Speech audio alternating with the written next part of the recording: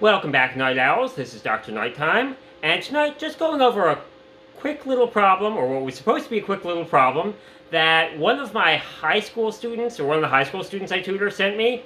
And it turns out this problem was harder than his instructor thought it was going to be, because the instructor phrased the question badly. The way the question was actually phrased, here's what it was asking. Suppose that there are two groups that each took a test. And to make this problem solvable, assume the two groups were the same size. You had the same number of students in each group. In one group, Group A, the mean was 80, the standard deviation was 10. In the other group, Group B, mean was 70 and standard deviation was 12. And the question is, find the mean and the standard deviation for the groups overall, if you were to average the two classes together. And for the average, right, that's just a simple halfway between 80 and 70, we get you a 75. For the standard deviation, it gets a bit harder. What you have here is, if you presume a roughly normal curve for group B and a roughly normal curve for group A, and I think I actually switched which group was which in the graphs, but the one with the lower mean was supposed to have a higher standard deviation and thus come down a little lower. But qualitatively, right, you've got this bimodal distribution. And yeah, you're trying to find the standard deviation of this bimodal distribution. And so what do? Well, the best approach that I can think of is to use the law of total variance. Right? That the overall variance is going to equal the expected process variance plus the variance of hypothetical means. Right?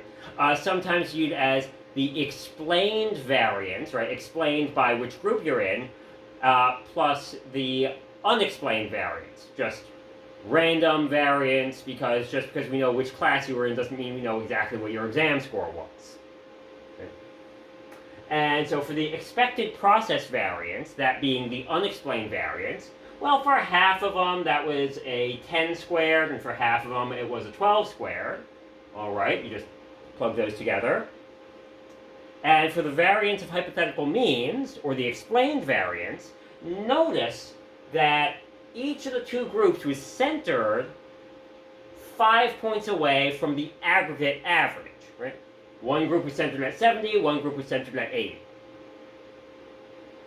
So the overall, the one hypothetical mean is a 70, one hypothetical mean was an 80. Right? The variance between those two, they're each 5 away from 75.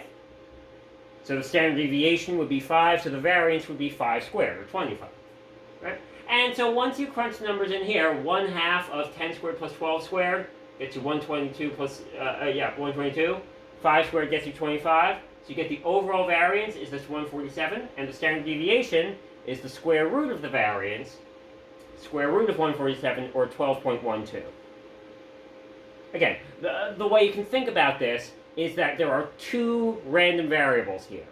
There's the random variable of which class are you in, and then do you do particularly well or poorly within that class, right? And so if you view it as there being two sources of variance, right? One for your class and one for how well or poorly you do within the class, then that's how you get that the total variance is just the sum of those two sources of variance.